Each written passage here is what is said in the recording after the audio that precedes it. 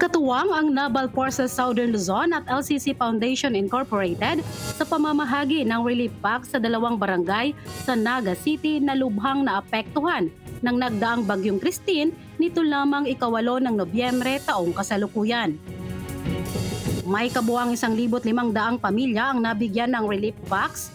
750 sa mga ito ay mga residente ng Barangay Sabang at gayon din naman ang bilang ng nabigyan sa Barangay Triangulo ng nasabing syudad. Ang mga ayudang kanilang natanggap ay nagmula sa mga donasyon ng mga stakeholders ng foundation para sa mga nasalanta ng kalamidad.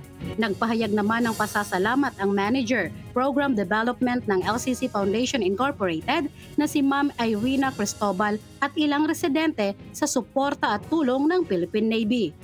Katuwang namin sa proyektong ito ay ang LCC Supermarket, LCC Department Store, LCC Food Garden at nagpapasalamat din kami sa Philippine Navy dahil sa pagtulong nila sa amin mula sa repacking hanggang maipunta dito sa Naga City ang aming mga tinatawag na LCC bags or Love, Care and Comfort bags. Mula dito sa Naga City, Camarines Sur, ako si Seaman First Class Journalist Mylene M. Estaras, Philippine Navy, nag-uulat para sa Balitang Naporsol.